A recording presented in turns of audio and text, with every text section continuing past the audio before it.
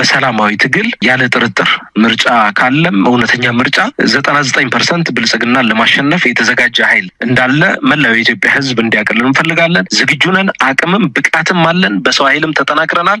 የተሻለ ሐሳብም አለን። ሀገር የመምራት ቁመና ላይ ነው ያለው ቅንጅቱም ኢህአፓም። ስለዚህ መላው የኢትዮጵያ ህዝብ ትብብር እንጠይቃለን። በመላው ዓለም የሚገኘው ኢትዮጵያዊ በአጠቃላይ ከጎናችን እንዲቆም፣ እንዳይዘናጋ፣ እንዳይከፋፈል የሐሳብ ልዩነቶች ተከብረው ሰዎች በተለያየ ሰላማዊ ትግል ሊያምኑ ይችላሉ። ነገር ግን ዋናው ግብ ነጻነት ስለሆነ ዋናው ግብ ችን ሀገር ከመፍረስ ማዳን ስለሆነ ልዩነቶችን ወደ ጎን ትቶ የምናደርገውን ጥሪ ሳያቀሉ ለማገዝ ዝግጁ መሆን፣ ክፍተቶችን ለመሙላት ዝግጁ መሆን፣ ተጠናክሮ ለመውጣት ዝግጁ መሆን ያስፈልጋል። እኔ በኢትዮጵያ ስም ነው ኢትዮጵያውያንን መለምናቸው፣ ለራሳቸው ሲሉ ነው መለምናቸው። ይሄ ነገር ከከሸፈ ከተበላሸ ተጠያቂው የኢትዮጵያ ህዝብ እንጂ እኛ አይደለንም። ከከሸፈ ተጠያቂ ምናልባት አብርሃም መሬት ቆንጠጥ አድርገን ማውራት የሚገባን ይመስለናል። ህዝብ ሲባል ምንድነው? ህዝብ የትኛው? እንዴት አድርጎ ይምጣ? የእናንተን ጥሪ እንዴት ተቀብሎ ይምጣ? አሁን ባለው ሁኔታ ህዝብ የምትለው ነገር ምንድነው? እንደው መሬት ያለው ነገር በደንብ አንብቦ መነጋገር ያስፈልጋል። እናንተም ትንሽ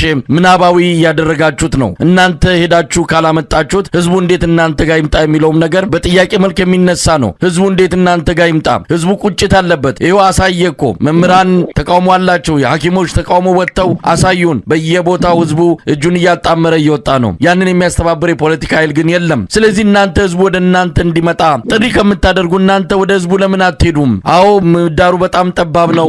አፋኝ ስርዓት ነው። ከግራ ከቀኝም መላወሻ መንቀሳቀሻ ላይኖር ይችላል። ግን መስዋዕት ከፍላችሁ ይሄን የተቆጣን ህዝብ ማደራጀት ካልቻላችሁ እንዴት ነው? አሁን ትንሽ የሚጨበጥ አልሆናለኝ። አሁን የምትናገረው ነገር ህዝብ ይምጣ እኛ አይደለንም ተጠያቂ ሲባል እንዴት ነው ህዝብ ተጠያቂ የሚሆነው? እናንተ ካላደረጃ የፖለቲካ ኃይሎች ካልጠራችሁ በምን መልኩ ነው ህዝብ ይምጣ ብላችሁ ኃላፊነቱ ከናንተ አሻግራችሁ ወደ ህዝብ የምትወረውሩት? በጣም ጥሩ ጥያቄ ነው። ህዝብ ይምጣ ስንል አሁን ለምሳሌ ልንገርህ፣ ሜዳዎች አሉ እያልኩ አይደለም፣ አስቻይ ሁኔታ አለ እያልኩ አይደለም። ህዝቡ እኛ ስንመጣ እርሱ ደግሞ መምጣት አለበት። ለምሳሌ ህዳር 30 ቀን 2016 ዓ.ም ሰልፍ ጠራ። ሰልፍ ስንጠራ ህዝቡ ሆ ብሎ ተነሳ። አዲስ አበባ አካባቢ በጣም ደስ የሚል መነቃቃት ነበረ። ስርዓቱ ተጨነቀ። ብዙ ሰራዊት አፈሰሰ። ያው ከተማዋ እስክትጨነቅ ደረሰ። እኛም ታሰርን። ጥቂቶች ቆራጦች አንተን የመሰሉ ደግሞ ከጎናችን ተሰለፉ። አንዳንዶች ደግሞ ይባስ ብለው ከስርዓቱ በላይ አወገዙን። ትግል አደናቃፊ አድርገው ሳሉን። ስንመጣ ወደ እነርሱ ኑ ዋጋ ልንከፍል መተናል፣ ሰልፍ ጠርተናል፣ ታላቅ ሰላማዊ ሰልፍ። እዚህ ላይ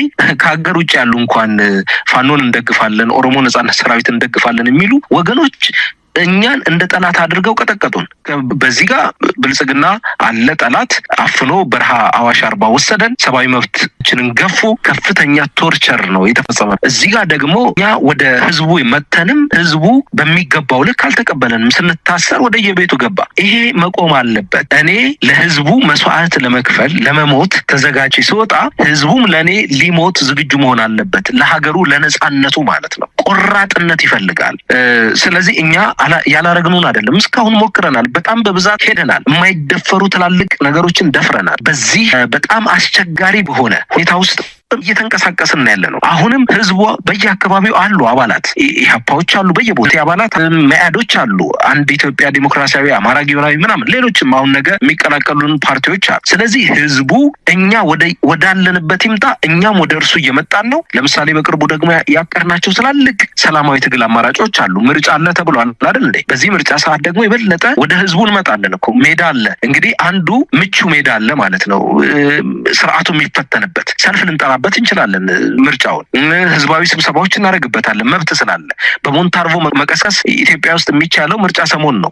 አይቻልም ሌላ ጊዜ። ታህሳስ 10 ጀምሮ ቅስቀሳ ትችላላችሁ ተብሏል። ምሳሌ ነው። እንደው ይሄ እድል እንኳን አለ አሁን ከፊት ለፊታችን ከአንድ ወር ከምናምን በኋላ በዚህ እድል ተጠቅመን ወደ ህዝቡ እንሄዳለን።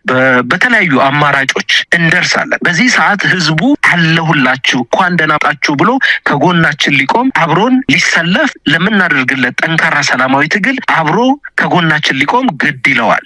ይቆማል እኮ በሀሳብ እኮ አንድ ነን። የሚገርም ልዩነት የለም። ስለ ህብረ ብሔራዊ አንድነት የማይፈልግ የለም። አሁን ሀገር እየባችበት ያለው ቀውስ ያልተረዳ የለም። ኢኮኖሚያዊ ቀውሱን፣ ማህበራዊ ቀውሱን፣ በአጠቃላይ የሰላም እጦቱን፣ የንጹሐን እልቂቱን የማያውቅ የለም። አሁን ህዝቡ ልናነቀው አንችልም። በነገራችን ላይ አጀንዳም ልንሰጠው አንችልም። ብልጽግና በሰራው ስህተት በአጠቃላይ ህዝብ እጃችን ላይ አለ። ነገር ግን ህዝቡም እንዴት ወደኛ እንደሚመጣ እኛም እንዴት ወደ ህዝቡ እንደምንመጣ በመሃል ያለው ድልድይ ነው የተቆረጠበት። ስለዚህ ድልድዩን እንስራ፣ በደንብ እንገናኝ፣ እንሰባሰብ፣ እንደራጅ፣ እንተባበር። በዚህ ዓመት ያለውን እድል እንጠቀምበት ነው የኔ ጥሪ። እንጠቀምበት። ያለ ጥርጥር ለውጥ ማምጣት እንችላለን። 2018 ያለ ጥርጥር ብልጽግና ተሸንፎ ትብብር ለኢትዮጵያ አንድነት ያሸንፋል። ይሄ ስልህ ምህዳሩ አለ ወይም ማስቻይ ሁኔታ አለ እያልኩ አይደል። ነገር ግን ህዝብ እስካደራጀን ድረስ ጠንካራ ሰላማዊ ትግል እስካረግን ድረስ በሰላማዊ ትግል ብዙ አምባገነን ስርዓቶች ተለውጠዋል። ሰላማዊ ትግል አቅም አለው። ብዙ ተአምር ማሳየት ይችላል። 97 ያው ምስክር እኮ ነው። ብዙ ተአምር ተሰርቶበታል። በጣም አስፈሪ የተባለው ኃይል እኮ ተገርስሷል። ስለዚህ እንደው በመጨረሻ በራሱ በፖለቲከኞቹ ስህተት ቢያመልጥም ያድል። አሁን ደግሞ የበለጠ ከ97ቱ የተጠላ ፓርቲ ነው ያለው። አሁን ብልጽግና ጠንካራ ስለሆነ አይደለም ከዚህ በኋላ ካሸነፈ የሚያሸንፈው፣ እኛ ደካማ ስለሆን ህዝቡ ደግሞ ከኛ ጋር አብሮ ስላልቆመ ነው። ስለዚህ እኔ ብልጽግናን አይደለም ሞቅሰው በዚህ ዓመት ብልጽግና አሸንፎ 5 ዓመት መንግስት ሆኖ ከቀጠለ የሞቅሰው የኢትዮጵያን ህዝብ ዛሬ ለየት ባለ ሁኔታ የምናገረው በትክክል ህዝብ መወቀስ ስላለበትና ያልነቃው መንቃት ስላለበት ነው እምጮህ። እኛ ለመስዋዕትነት ተዘጋጀን። እንዲህ ስንናገር ራሱ መስዋዕትነት አለ። ምን ሊደርስብኝ እንደሚችል ከዚህ በኋላ እኔ እኮ አላውቀውም የምናገረው። ስለዚህ የትኛውንም መስዋዕትነት ለመክፈል ነው በድፍረት ይህንን ህዝብ እየጠራሁት ያለሁት። ህዝቡ ደግሞ ሊሰማ ይገባል። ድርጅቶቹን ላያዳምጥ ይገባል። ስንመጣ አለሁላችሁ ሊል ይገባል። ይኸው መጣን እኮ በዚህ ሚዲያ እየጠራነው ነው፣ እየተገናኘን እኮ ነው። ቢያንስ አንከር እንኳን እያገናኘን እኮ ነው። ሌሎችም እንደ አንከር አይነት ጠንካራ ህዝባዊ ሚዲያዎች እያገናኙን ነው። ስለዚህ ህዝቡ ጩኸታችን መስማት አለበት። እኔ የኢትዮጵያውያን ችግር ዋነኛ ችግር ነፃ አውጪ ይፈልጋል ወይም ደግሞ አንድ መንገድ ነው ብሎ ያምናል። ለምሳሌ ልስጥ፣ እንደው አንተን ማደንቅልህ ሰላማዊ ትግሉንም አትገፋም፣ ያኛውንም አንተ ሀገርህን ነፃ የሚያወጣ ማንኛውንም ነገር ስትደግፍ ነው ማየው። ገለልተኛ ሚዛናዊነት ይሄ ነው። ለእኛ ለሰላማዊ ታጋዮችም ሜዳውን ታመቻቻለህ፣ ትጥቅ ትግል ለሚያምኑትም ሜዳውን። አንዳንዶች አሉ በቃ ትጥቅ ትግሉ ብቻ ነው ነፃ የሚያወጣው፣ በቃ እነዚህ አይረቡም ብሎ እኛን የሚያስበላል። ምሳሌ ነው የምሰጥ። በዚህ መንገድ እንትን የሚል እነዚህ ነገሮች መቅረት አለባቸው። ሰላማዊ ትግል አቅም አለው። ሰላማዊ ትግል ብዙ ለውጥ ማምጣት ይችላል። ይሄንን ሁሉም ሊያምንልን ይገባል። ከጎናችን ሊቆም ይገባል።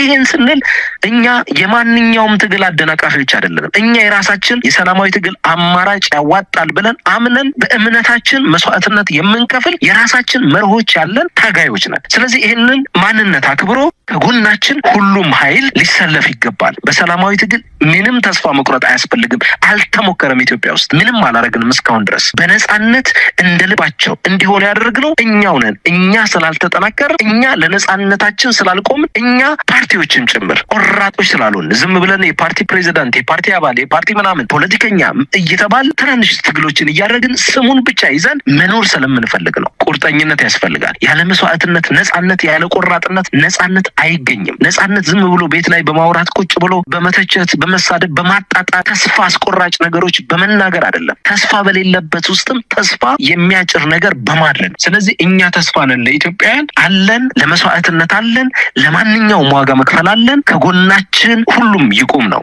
የኔ ጥሪ። በጣም ነው የማመሰግነው። እንግዲህ በዝምታ መልእክቶችንም ያዳመጥኩት ተመልካቹ በተለይ መሬት ላይ ያለው ኢትዮጵያዊ የምትለው መልእክት በትክክልም ከወሬ ባለፈ ከስብከት ባለፈ እንደ አብይ አህመድ ማይክ ሲጨብጡ የሌለ በምናብ ያለ አየር እየመተረ የሚያወራውን ጸጉር እየለካ የሚያወራውን ከዛ ባለፈ ከዛ በተቃራኒው መሬት የረገጠ ነገር ህዝቡ ከንግግር ካገኘ በሚል ነው ለረጅም ጊዜ ያዳመጥኩ። ምናልባት ህዝቡ የራሱን ግምት ይወስዳል። መሬት ላይ እየሰራችሁ ካላችሁ አሁንም ቢሆን ከእናንተ ጋር ዝግጁ ነን። ኢትዮጵያ እንድትለወጥ እንፈልጋለን። በሰላማዊ መንገድ የትጥቅ ትግል እያካሄዱ ያሉትንም እንደዚሁ ድምጻቸው እንዲሰማ የምንፈልገው አማራጭ አጥተው ከዚህ በኋላ ምንም ድል የለንም ብለው ስለገቡበት እነሱንም እናስተናግዳለን። ከምንም በላይ ኢትዮጵያ ላይ በሰላማዊ በህዝባዊ ቢተኝነት የሚመጣውን ለውጥ ግን እናበረታታለን። ለማንኛውም ለነበረን ቆይታ ከልብ አመሰግናለሁ። አብርሃም ሃይማኖት የኢትዮጵያ ህዝብ አብዮታዊ ፓርቲ ኢህአፓ ፕሬዝዳንት፣ እግዜር ይስጥልኝ። ከልብ አመሰግናለሁ። እግዚአብሔር ያክብር።